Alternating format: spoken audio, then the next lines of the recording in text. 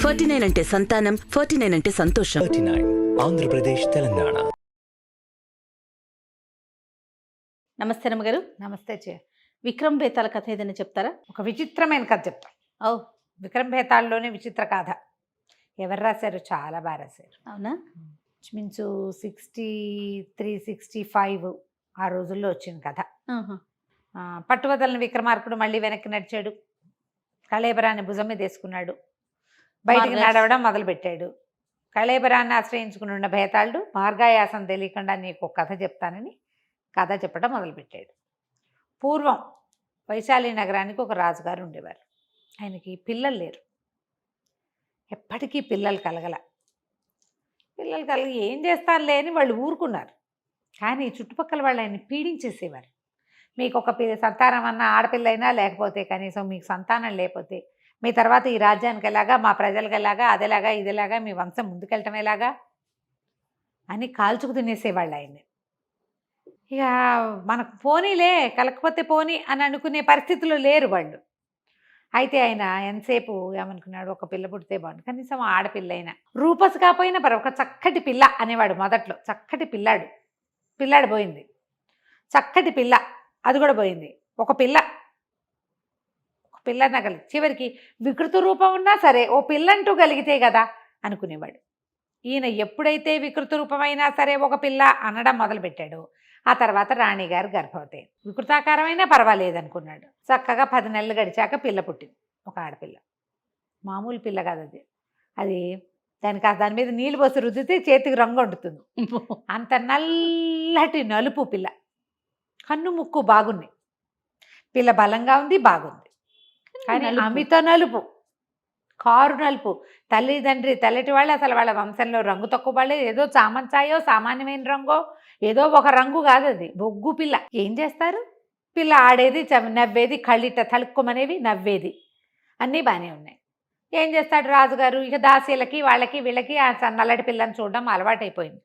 పిల్ల ఎదుగుతుంటే అందంగా తయారైంది, కానీ దాని నలుపు రంగు వల్ల దాని అందం కనపడేదే కాదు, నలుపే కనపడేది. అటగే అట పెంచుకున్నారు. అయితే ఇలా పిల్లకి ఏదో బాలగ్రహం ఉంది, గ్రహాలు ఇట్లా ఉన్నాయి, దీనికి ఏదో విచిత్రమైన జబ్బు, స్కిన్ ఇంత అతి నల్లగా ఉండడానికి కారణం ఏదో ఉందని ఆయన పిల్లకి 6-7 ఏళ్ళు వచ్చింది కదా, ఆయనకు ఆ చింత ఉంటుండేది. రేపు పొద్దున ఈ పిల్లకి పెళ్ళి ఎట్లా చేస్తాం? దీనికి కలిగే సంతానం కదా రేపు రాజు అవ్వాలి.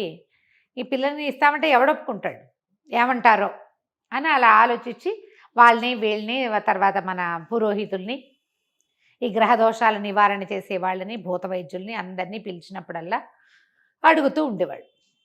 అడగ్గా ఏదో విచిత్రమైన జబ్బు కలిగింది పిల్లకి. పుటకలోనే వచ్చింది విచిత్రమైన గ్రహచారం.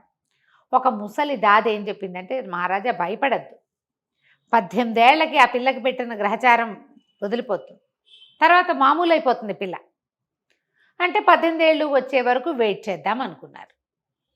తీరా 18వ ఏడు వచ్చేసరికల్లా పిల్లకి ఏదో విచిత్రమైన జబ్బు చేసింది. ఏదో పిచ్చి జబ్బు చేసి పిల్ల బతికేలాగా లేదు.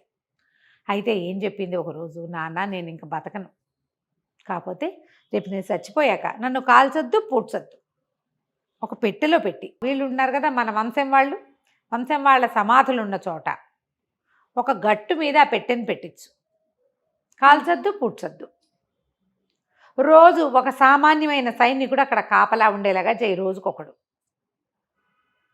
కాపలా ఉండాలి అని చెప్పేసరికల్లా రాజుగారు అయ్యో పిల్ల ఇంత మాట చెప్పింది అని ఏడ్చాడు. 4 రోజుల పిల్లగా చచ్చిపోయింది, మరణించింది పాప. సరే మరి అమ్మాయి కోరిక, ఆఖరి కోరిక ఏం చెప్పింది? నన్ను పెట్టెలో పెట్టండి, అక్కడ పెట్టండి. సరే ఏం చేశాడు రాజుగారు? అట్లాగే పిల్లని రాజలాంఛనాలతోటి ఓ పెట్టెలో పెట్టించి ఆ పెట్టె తీసుకుపోయి జనాలంతా వెళ్ళారు.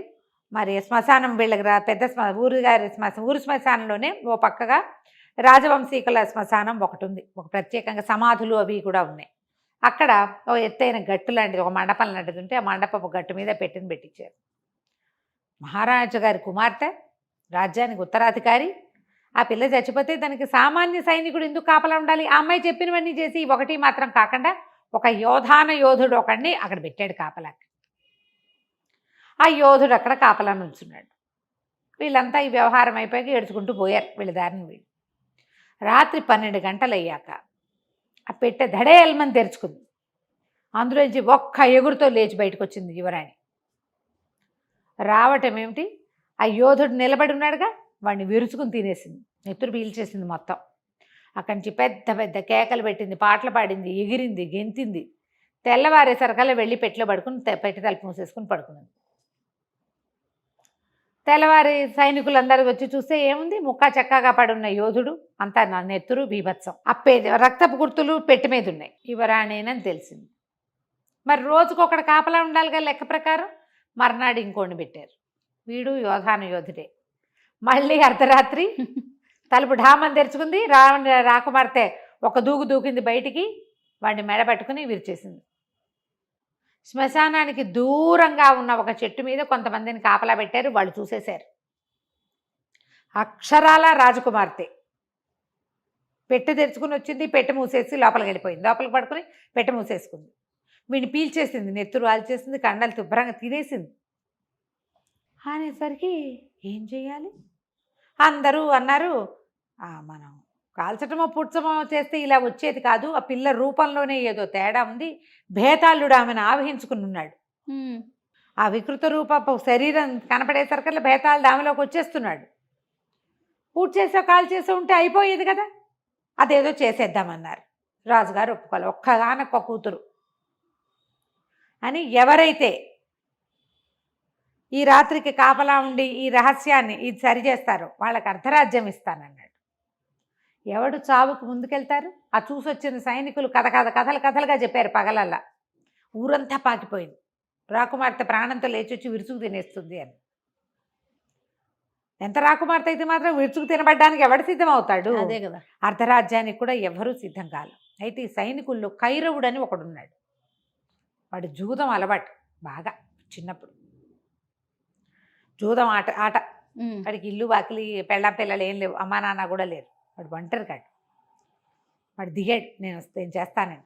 అర్ధరాజ్యం వస్తుంది. వాడిని శ్మశానం దగ్గర దిగబెడిచారు. కాసేపు అక్కడ కూర్చున్నాక వాడికి ఏమనిపించింది, జనరల్గా జూదం ఆడే వాళ్ళకి ఏమని ఉంటుంది, ఓ 100 పోతే 100 అని వచ్చింది, 200 వచ్చింది, మళ్ళీ 100 ఇరు, ఈసారి 200 వేస్తారు. అవును, వచ్చిందే పోతుంది, వచ్చిందా 400 వస్తుంది అని ఆశ ఉంటుంది. ఇతను ఏమనుకున్నాడు, అది ఆలోచించుకుంటుంటే వస్తే వస్తుంది, పోతే పోతుంది రాజ్యం. కానీ ఇక్కడ పోయేది రాజ్యం కాదు, ప్రాణం కూడా. ఆలోచించుకుని వద్దనుకున్నాడు, నేను ఉండలేని అనిపించేసింది. మొదట ఒప్పుకున్నాడు, కానీ తర్వాత ఎవరికైనా అంతే కదా, దిగాక కదా భయం వేసేది. అర్ధరాత్రి రాత్రి ఎవ్వరూ లేకపోవటం, ఒక నిశ్శబ్ద నీరవంగా ఉండే ప్రదేశం. దిక్కుమాలిపోతాడు తన శవం కూడా మిగలదు ఇక్కడ అనిపించి శ్మశానంలోంచి బయటకు వచ్చేసాడు. వస్తుంటే ఒక సాధు, ఒక ఋషి లాంటి ఆయన ఎదురొచ్చాడు. నవ్వుతూ అడిగాడు, ఏమిటా నాయన, ఎక్కడికి వెళ్ళిపోతున్నావు అంటే, వెళ్ళిపోతున్నానండి అని.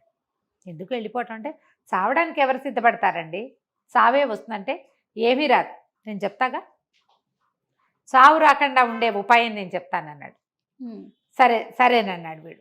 చేస్తావా అంటే చేస్తానన్నాడు. ఆయన ఏం చేశాడు, ఓ పని చెయ్యి, రాకుమార్తెను పడుకోబెట్టిన పెట్టుంది కదా, ఆ పెట్టె ఎటువైపు తెరుచుకుంటుందో దానికి వెనక వైపు పడుకో నువ్వు.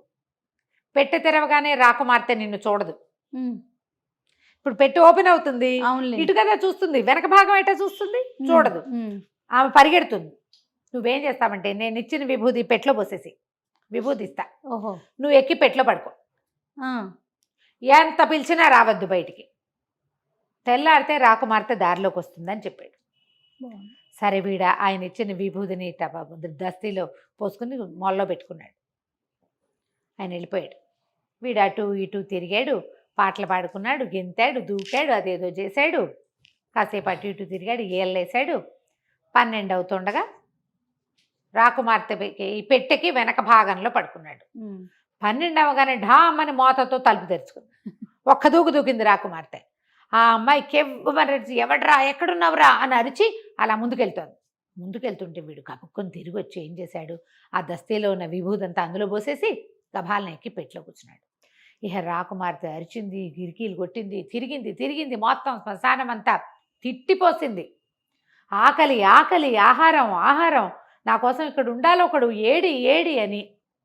వెతికి వెతికి వెతికి వెతికి వెతికి చివరికి పెట్టె దగ్గరకు వచ్చి ఆ పెట్టెలో ఉన్న వీడిని చూసింది. చూసింది. మా బయటికి రా, ఇది నా ప్లేస్ అంటుంది. వాడు ఎంత బతిమలాడినా బయటికి రాల. పెట్టెలో చేయి పెడుతుంటే జల్లుమంటోంది, విభూది ఉంది కదా, పెట్టెలోంచి వాడిని లాగలేదు. వాడంతటి వాడు బయటికి రావాలి. ఎంత ప్రయత్నించినా వాడు రానన్నాడు. ఇది నా వసతి కదా, నేను పడుకోవాలి ఇక్కడ, నువ్వు కాదు పడుకోవాలి, నువ్వు బయటికి రా, నేను ఇంట్లో పడుకుంటానంటు. అన్నా సరే రాదు. లేచిరాడు వాడు, బయటికి రాడు.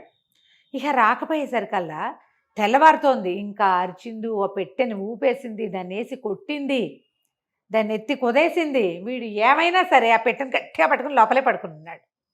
నిజానికి రాకుమార్తె ఎంత మనిషి, వీడు ఎంత మనిషి, అక్కడ ఇరుకొని పడుకోవాలి వాడు. అవును. ఆ పిల్ల కొంచెం సుమారుగా ఉంటుంది, ఆడపిల్లలు ఎంత ఉంటారు, కొంచెం ఎత్తరి పంచివాడు, పైగా యుద్ధవీరుడు కదా వీడు. అయినా సరే ఇరుకొని ఆ పెట్టె పగిలిపోతుందేమో అని పరిస్థితి వచ్చినా సరే వాడు అందులో నుంచి బయటికి రాలి. తెల్లారుతుంటే ఇతనికి ఏం తెలిసిందంటే రాకుమార్తె నల్లటి మొహం మెల్లిగా రంగు దిగిపోతున్నట్టు కనపడింది. మొదట నల్లగా ఉంది కదా, రాత్రంతా నల్లగానే ఉంది. తెల్లవారిపోతుంటే మెల్లిగా తగ్గిపోయి క్రమంగా అమ్మాయి మెడ కూడా తెల్లబడ్డం కనపడింది వాడికి. వాడికి తెలిసింది రాకుమార్తె నలుపంతా పోతోంది ఆమెలోంచి. ఆ తెల్లారేసరికల్లా భేతాళుడు ఆమెను ఆవహించుకుని ఉన్నవాడు బయటికి వెళ్ళిపోయాడు. తెల్లవారితే ఇంకా రాడు, ఇక ఉండడు. పూర్తిగా సూర్యోదయం కాగానే ఆ అమ్మాయి చాలా ప్రేమగా చేయి పట్టుకుని బయటకు వచ్చి, నువ్వు నన్ను రక్షించవులే, నేను బతికేశాను, ఇక నీకేం భయం లేదు అని లేవదీస్తుంది బయట. సరే ఇద్దరు వచ్చి ఆ శ్మశాన పవర్ ఇక్కడ ఊరికి చాలా దూరం, వీళ్ళేం వెళ్ళలేరు కదా. ఆ బయట ఉన్న ఒక మండపం లాంటిది ఉందిగా, రాకుమార్తెని పెట్టారు. ఆ మండపం బయట ఇట్లా మెట్లు ఉన్నాయి దానికి. ఆ మెట్ల మీద కూర్చొని కబుర్లు చెప్పుకుంటూ కూర్చున్నారు. మీ ఇల్లు ఎక్కడ, నువ్వేం చేస్తావు, నువ్వేం చదువుకున్నావు, నువ్వు నిన్నేం తిన్నావు, ఇవాళ ఏం తిన్నావు అని మాట్లాడుకుంటున్నారు. తెల్లారి సైనికులు వచ్చేసరికి నిర్ఘాంతపోయారు. ఎవరో తెల్లటి పిల్ల చక్కగా అలంకారం చేసుకుని ఉన్న పిల్ల పక్కన కూర్చొని మాట్లాడుకుంటున్నాడు వీడు అని. ఆగ మేఘాల మీద పరిగెత్తుకుంటూ వచ్చారు. ఊరు నాయన బతికే ఉన్నావురా, కైరవా ఎట్లా బతుకున్నావురా అంటే, ఇదిగో మన రాకుమార్తె అన్నాడు. వాళ్ళందరూ నల్ల సిద్ధిని చూడడానికి అలవాటు పడ్డారు. ఈ తెల్ల పిల్లని చూస్తే వాళ్ళకి ఆశ్చర్యంగా ఉంది. నవ్వేసరికి తెలిసింది రాకుమార్తె. కేకలు పెట్టారు, బతికే ఉంది, బతికొచ్చేసింది రాకుమార్తె, ఇంకేముందని. అక్కడి నుంచి రాజుగారికి కబురు వెళ్ళింది. రథాలు విధాలు పల్లకీలు వచ్చినాయి. ఈ పిల్లని, ఈ కుర్రాడిని మోసుకుపోయారు. మోసుకున్నాక తీసుకెళ్ళి ఆ పిల్లని శుభ్రంగా స్నానం చేయించి, వాడు కూడా శ్మశానంలో పడుకుని వచ్చాడు కదా, వాడు కూడా స్నానశాలకు పంపించారు. అంతా చక్కగా తయారయ్యాక సభ తీర్చారు. రాకుమార్తెకి ఆమె పట్టిన గ్రహబాధ వదిలిపోయిందని, చనిపోయిన ఇద్దరు యోధుల కుటుంబాలకి వాళ్ళకి జీవితానికి సరిపడా ఇచ్చి, అందులో వాళ్ళ ఇళ్లలో ఉద్యోగాలు ఇచ్చి వాళ్ళని కాపాడి, ఈ పిల్లని ఇప్పుడు అందరినీ అడిగాడు. ఇతనికి అర్ధరాజ్యం ఇస్తానన్నాను, ఏమి ఇవ్వమంటారు ఇతనికి అని అడిగేసరికల్లా అందరూ ఏమన్నారు, ఇతను సామాన్య సైనికుడు, రాజ్యాన్ని హ్యాండిల్ చేయలేడు, ఇంకొంచెం పెద్ద ఉద్యోగం ఇచ్చి అతనికి డబ్బు ఇవ్వండి అన్నారు. అతను ఏం మాట్లాడలా, ఒక పని చేయమన్నారు, చేశాము అంతే. అయితే రాకుమార్తె మాత్రం పైన తల్లితో పాటు పైవైపు వరుసలో కూర్చుంది. లేచి దిగొచ్చింది. కాదు, అర్ధరాజ్యం కాదు, ఇతని వల్లే నేను బతికాను, నన్ను ఇతనికి ఇచ్చి వివాహం చేయండి అని చెప్పింది. ఆమె కోరికని కాదనిలేక రాజుగారు పెళ్లి చేసేసాడు. ఆ రాజ్యానికి రాజు కూడా అయ్యాడు కైరవుడు. సామాన్య సైనికుడు, పెద్ద చదువుకున్నవాడు కూడా కాదు. ఇక్కడ కథ ఆపేశాడు భేతాళుడు. ఈ అమ్మాయి తనని రక్షించినందుకు పెళ్లి చేసుకుందా, వాడి సాహసానికి మెచ్చి పెళ్లి చేసుకుందా, ఏం ఆలోచించి ఒక సామాన్య సైనికుడు, అతడు చదువుకోని కూడా చదువుకోవాలి, ఒట్టిగా కత్తి తిప్పడం వచ్చిన వాడు, పెద్ద బలశాలి కాదు కూడా వాడు, సామాన్యమైన సైనికుడు, కేవలం తెంపర్తనంతో ఉన్నాడు వాడు. ఇక్కడ ఎందుకు పెళ్లి చేసుకుందో చెప్పు అని అడిగాడు. రాజుగారు ఏమన్నారంటే, అమ్మాయి అసలు యువరాణి కాదు, ఒక చచ్చిన శవం. అవును, ఆ అమ్మాయి బతకడానికి కారణం వాడు, తన జన్మకి కారణమైన వాడు, తనతో పాటు ఉండాలనుకుంటుంది ఏ ఆడపిల్లైనా. వాడు రాజా, సైనికుడా, ఇంకోట అమ్మాయికి అక్కర్లా. తెంపర్తనం ఉన్నవాడు ఏదైనా చేయగలుగుతాడు. ఆ క్షణంలో ఎప్పుడైతే తను బతికే ఉన్నాను అని అర్థమైందో అప్పుడే ఆమె అతన్ని ప్రేమించింది. వీడే నాకు కావాలనుకుంది. ఒకసారి అప్పుడు చూసినందుకే ప్రేమించింది. అందుకే అతన్ని పెళ్లి చేసుకుంటానని ఉంటుంది. అర్ధరాజ్యం ఇచ్చి సరిపెట్టచ్చు లెక్క ప్రకారం. ఆ అమ్మాయికి ఇంకో అబ్బాయిని ఇచ్చి చేసుంటచ్చు. కానీ ఆ పిల్ల మాత్రం తన జీవితానికి, తన బతుక్కి కారణమైన వాడే కావాలనుకుంది. ఆడవాళ్ళు ఇలాగే అనుకుంటారు. ఆడపిల్లలు సహజంగా అనుకునే ధోరణి వల్లే చేసింది అని చెప్పంగానే భేతాళుడు అన్నాడు, మౌనభంగం చేసావు నువ్వు, నేను వెళ్ళిపోతాను అని చెప్పేసి భేతాళుడు బాడీతో సహా వెళ్ళిపోయాడు. మళ్ళీ రాజుగారు వెనక్కి తిరిగి లోపలికి నడవటం మొదలుపెట్టాడు. కథ కంచికి మనం ఇంటికి. నమస్తే రమ్మగారు. నమస్తే జయ.